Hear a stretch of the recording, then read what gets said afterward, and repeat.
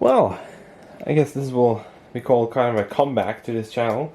Yeah, sort of not uploading for a very long time now. I just, you know, all this stuff in a way. I also have a second channel where I do all my car stuff, which I focus most of my time on. I'm a YouTube partner there, so that's obviously where I focus most of my time on. So what I'm unboxing today is actually gonna be used for both the car channel and my main channel, of course. So what I've ordered today is a new camera, or more specifically a camcorder. What I'm filming with now is my Canon. This is my Canon EOS M50, I believe it is. Yeah, M50, the Mark 1. And it's been a really good camera, all things considered, a very good camera. But I need something, or I want something that can do a bit more when it comes to filming stuff, and which the M50 simply cannot. Because the M50 is limited to, I believe, 24 frames per second at 4K, and that crops the image as well, so you can't use it as a vlog camera or anything like that. You have to have it on a selfie stick or have a very wide lens, which the camera already has, by the way. It has a 15mm lens stock. So yeah, so I'm going to get myself something better with more audio possibilities and stuff like that. So this is what I'm unboxing today. So I ordered this from the website here in Scandinavia called very cleverly Scandinavian Photo. I believe it's based in Sweden, but they also have a store in Norway. So let's see.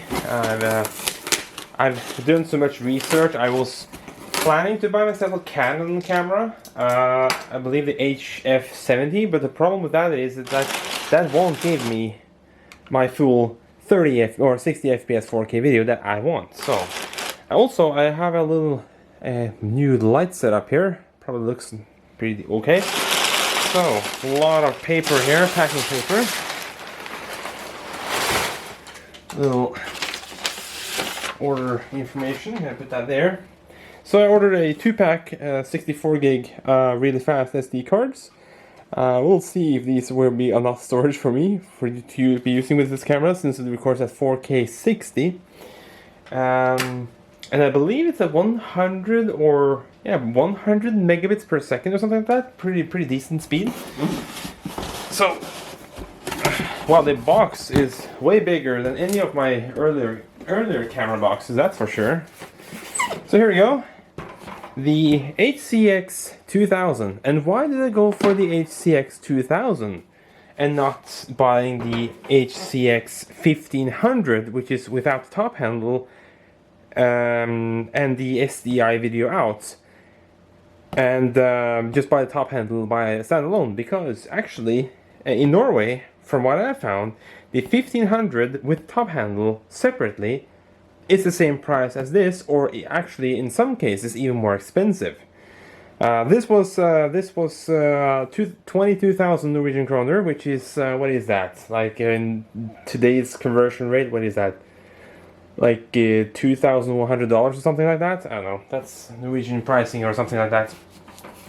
So actually, pretty straightforward box. Actually, looks pretty, call it professional.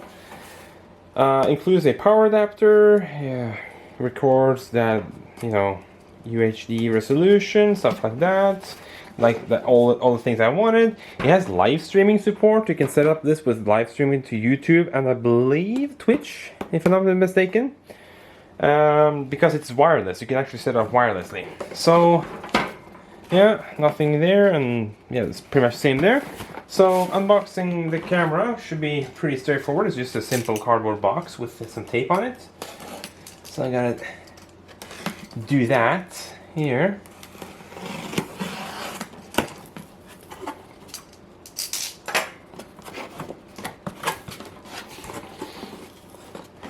And first box, I believe, is the accessory box.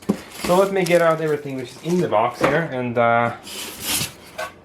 take a look at all the stuff by itself here.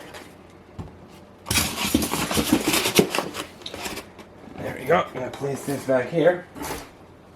Alright, so camcorder, top handle, and accessory box. So, and of course all the manuals and stuff like that. You can see it covers both the 1500 and the 2000 because they are basically the same camera. There we go, opening up the box here. We got some stuff that I do recognize because I've looked up this camera a lot before I actually purchased it. It's a big purchase decision. It's a pretty expensive camera for us hobby YouTubers who will call that. Big power supply, pretty decent size. It delivers, what is this? This is a 12 volt actually, 3 amp. So pretty decent power supply, 3 amp 12 volt power supply, and I believe it has a pretty standard looking connector. Yep, let's say, no, that's not a standard looking connector. That is actually kind of a laptop charger connector. It kind of reminds of the newer HP chargers. But it's a bit, I believe this is a bit bigger. This is the cup, or what I want to call it. I'm not exactly sure what it's called in English, but for putting on the viewfinder, so you can cup it around your eye and stuff like that, so it blocks out the light and stuff like that. We got this. I believe this is British, if I'm not mistaken. The power plug. We don't use this kind here. We use the simple non-grounded kind. Well, I believe this is not grounded either. We use the simple 2-prong power cable. This is the pretty much a European standard. I don't know. All European countries almost has this. So, and also a microphone holder right here for holding a. There you go. Drop that right out of there. For holding a shotgun mic or something like that. Pretty good. So if you have like a Rode video mic that is XLR, yeah, I'll get to that. You can use this to fasten it. And there's nothing in here, but there is something in here.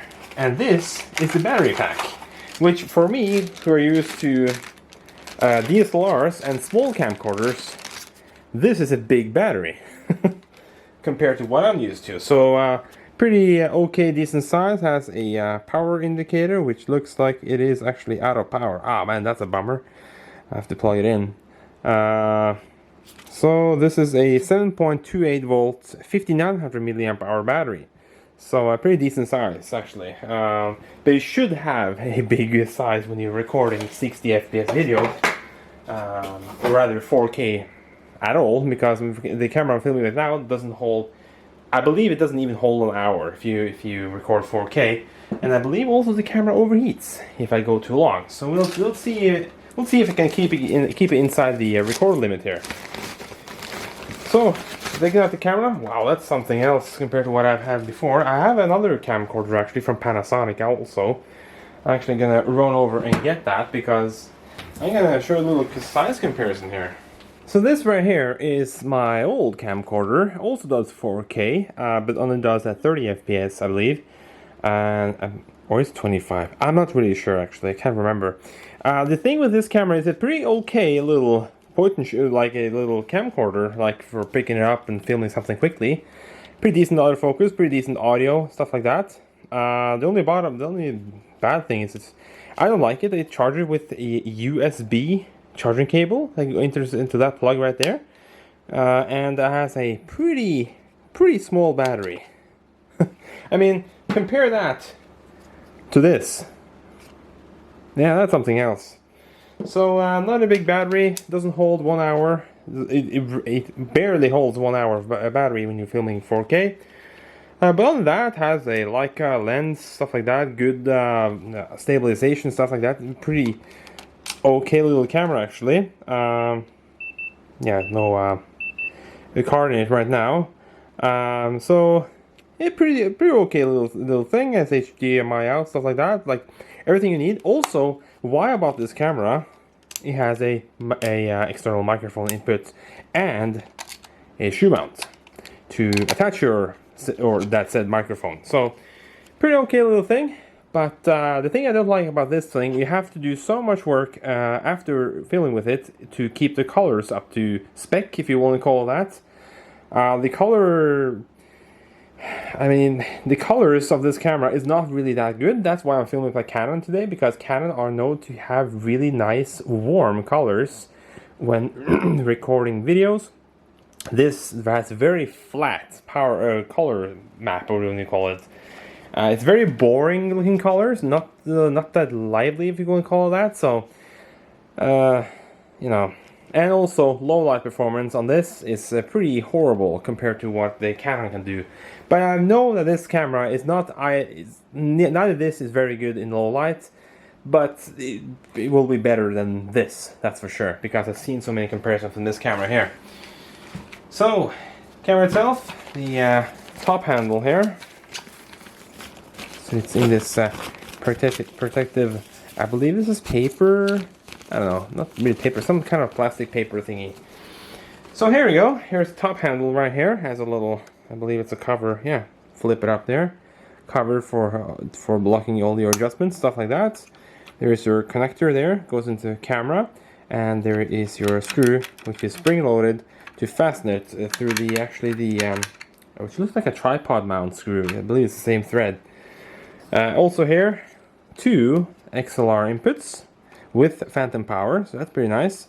Here is also it's actually a light control, which is because it does actually have a video light built in. So let's put this thing on. I believe this should be pretty straightforward. I mean, even I should figure this out, you know. Yeah. There we go. And man, that will be so much nicer to actually be able to hold it like that. So that's for sure. Let me turn off autofocus here. There we go. That's nice. Pretty nice. So I'm gonna slip in the battery. Maybe it activates when you slip it out. I don't know. Yeah, still low power on it. Yeah. Let's see if I watched some videos on this camera, and many people complain about the buttons. Yeah, I can see what they mean. There is hardly no tactile feedback at all on these buttons right here. So, not really that exciting buttons there. But what you got here is, see if you can get this thing to focus. This Canon camera is not really keen on focusing. There you go. So you got gain control, iris. I believe this is ISO and this is shutter, or hold on, there's shutter. I mean, some of these are ISO, and I believe some of these buttons are actually mappable. Yeah, like this one here, user 1, user 2, and iOS with a 3 on it. You can map that to do something else. These, I believe, are already pre-mapped, so you can't do something about those. This one is a mappable button right there. So yeah, inside the camera here, there is your 2 SD card slots. You can do redundant recording, or you can do expanded recording if you want. If you know what I mean. That means expanded, you can put in 2 cards and have double the capacity, or you can have redundant storage. So if one SD card fails, you still have the other one. So you'd be course to both. So yeah, the screen on this is absolutely huge compared to the other one, my other camcorder here. It's also bigger than the one on my Canon. Yeah, turn that off. Yeah, there's a kind of a little different screen sizing there, so that will be good. Also, it looks like a pretty decent touchscreen, like just look at it. So that's nice. Metal rings, adjustment rings, focus, and I believe zoom and focus. I believe it's here, or is it? I'm not really sure. After you set I believe you can configure them. If you want a full detailed review of this camera, I will strongly recommend searching for something else. I'm just giving you the first impression and unboxing experience for me. So USB there, that's actually a, I believe that's a micro A, if I'm not mistaken. You can still use a micro B cable there. And also a remote input and a standard 3.5mm microphone input. You have a little shield here. You can actually remove this. if it's easy to store or something like that. So, but yeah, it has a manual locker there, which the other one has a automatic electric one.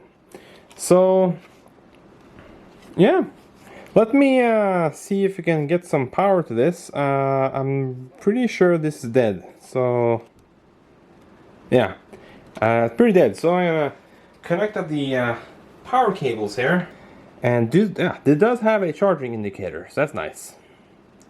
So it flashes green when charging, so that's cool. Turning it on.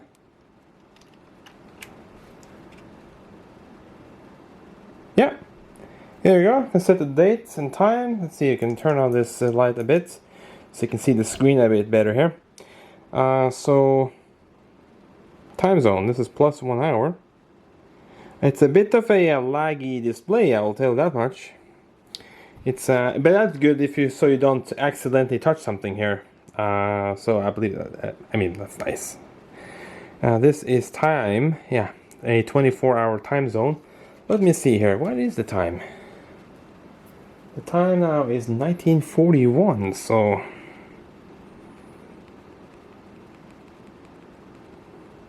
I'll set that to 42 since I've already spoken a bit. 2nd of January 2024. There you go. And now I can flip up the lens cover. Oh wow, I can see immediately that this has a way nicer image than the what is that? The VX1? VX1, yeah, HC-VX1 is the other one. So a very nice image there, just by looking at it now. And I can see it actually is set up to record in 2160 at 50 frames per second. You can, I believe you have to change the format, the record format, to 60 Hertz if you want to have 60 frames per second.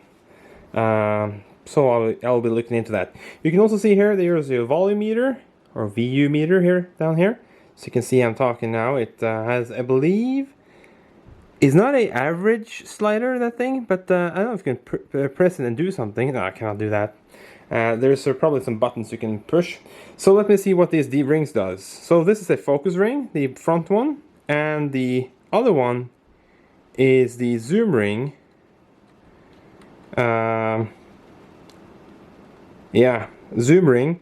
And it makes, I'm gonna tell you that much, the zoom ring is not mechanical, it's a digital zoom ring, so it actually, the only thing you're actually twisting here is a potentiometer, so it just tells the camera there is movement here, and it adjusts the electrical zoom inside the camera, just like if you're pushing these buttons here, same thing. And also, on the top handle, you have zoom here, so you can see. Yeah, but this zooms a bit slower, it seems. Maybe you can set up something to do with it, I don't know. Light, there we go. Oh wow, that is actually pretty okay lighting, actually. Wow, that's nice. Yeah, that's some pretty okay light there. So, I mean, first impression, really good. I mean, I have to sit down and play a little with it to try it out. But like first impression, this is pretty cool. It looks the image on the screen looks really good, and I believe you can pull out this. Yeah, you can angle this viewfinder. So if you have a awkward position or something, you can change that. Let's put in the SD card. I believe you have to hold. Yeah. There we go. Put in the SD cards here. 2 cards. Let's see if the camera sees them immediately.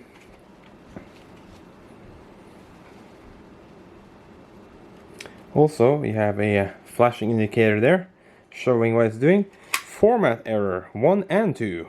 Okay. So I believe you have to enter the menu and format the memory cards. So let me do that. Let's see here. I'm guessing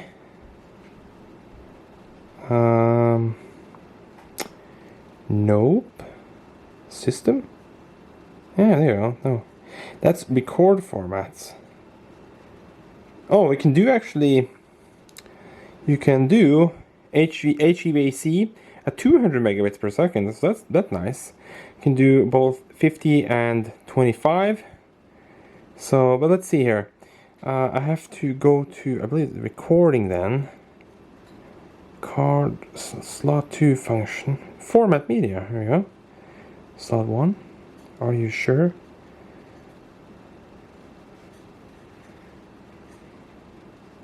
Probably doing some quick format. There we go. And slot 2. Just make sure that those are the same.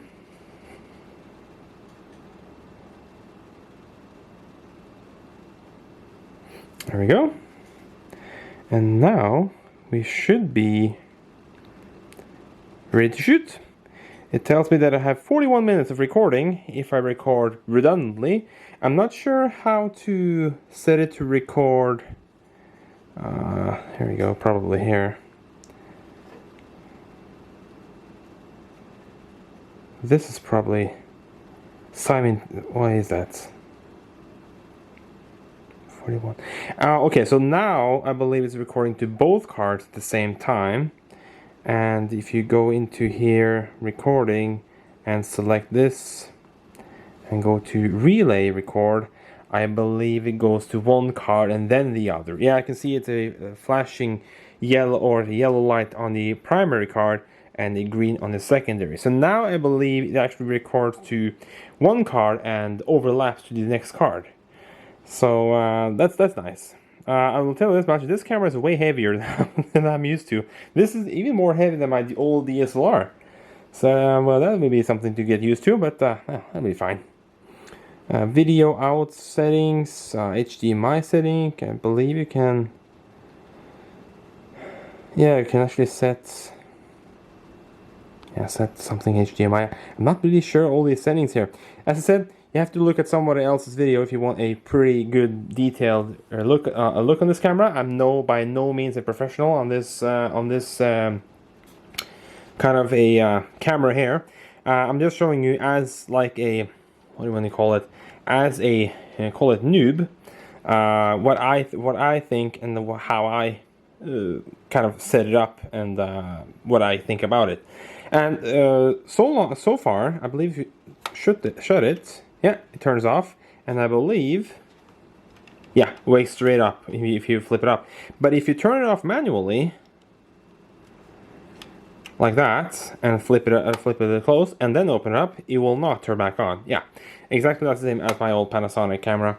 And that's fine, because then that means you can actually interact with the camera inside here without actually turning it on, if you remember turning it off there first. So, going over the little thing, there's the SDI out to do some recording or, I don't know, external recording, stuff like that, so that's pretty nice. HDMI here, I believe it's a full size. Yep, that's a full size HDMI right there, so that's nice. No mini HDMI or micro HDMI. And overall, I mean, looks good, feels actually really good. Yeah, it's plastic. Nothing you can do about that. Most things are these days. But it feels good in the hand. And I believe, yeah, oh, it's made in Malaysia. It's designed in Japan, of course. But it's made in Malaysia, which I believe is a pretty common thing these days. I believe this also is made in Malaysia. Yeah, exactly the same. So even the more budget-friendly camcorder is made in Malaysia, and that's probably why they probably have a big factory there, I guess. Look at the camera side by side now. Look at that size difference. Yeah, it actually looks way bigger in person. Yeah. I mean, look at that. That is something else. Also, some technical things that I also know about this camera. It has active cooling, which is really important if you're going to do continuously 60 FPS or 50 FPS in this case 4K recording. So it actually has a active cooling fan behind here, and it actually has a heatsink. Probably can't see that in there, but it actually has a heatsink in there. I don't know if you can. zoom in and get a glimpse of the metal in there. You can probably see that. Yeah, you can actually see that sometimes. Yeah, I can see. There you go. See the shiny metal in there. So it has a heatsink with an active cooling solution, which I believe intakes here and exhausts here. That makes most sense to me because it's more space on this side.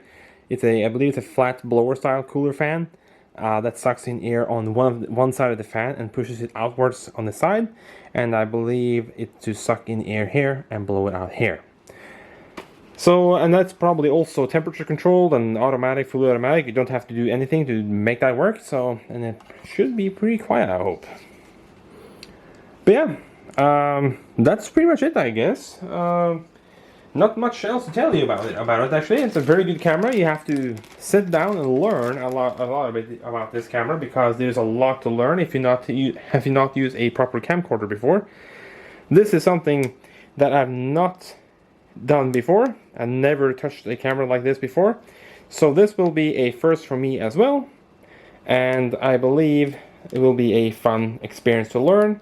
And I hope to release some pretty okay looking videos in the future. And it looks like I have a big problem in touching this viewfinder thingy here. There we go. It has to stretch it out a bit. So I believe that's the wrong way, but you know, that's how it is. I have to stretch it. You have to first get it inside the groove there. There we go. Stretch it over. Yeah, there we go. Kind of see inside the viewfinder here if it's properly on or not. Yeah, looks good. There we go. And now this cups around your eye, and you will probably see things a lot easier. Also sits good in the hand if you're just using it like this. If you remove the top mount or top handle, it will be even lighter. So this is, yeah, not too bad. The autofocus again on this camera is absolutely horrendous. Let's see here. If you go there and you go, oh, touchscreen, there we go. There we go. Aha. If you force it to stay focused, then it will probably stay focused. So yeah, it's pretty comfortable to hold like this. You can of course retighten this. Would you look at that? Record limit. Yeah, it's a pretty good little thing. You can probably store away your cables and stuff like that if you have a microphone cable or anything like that. So yeah, nice. Pretty good. Nice to hold like this, and even better to hold like this. So you can actually control a zoom here, record there, and I believe this whole thing is... yeah, it's actually active lock for the button. So it actually is a mechanical lock. So if you pull it down, you can no longer push it down. But if you push it forward, you can. So it's a pretty simple but functional design. And of course the light control here that I showed you before. And also here is where the microphone attaches. So, or microphone holder, that is. So yeah, this will be a fun little trip to learn all about this camera. And try recording some properly good, high quality videos for YouTube. Yeah, probably overkill for YouTube, but that's how it is. Thank you so much for watching this video, and probably more to come. I'll tell you that much.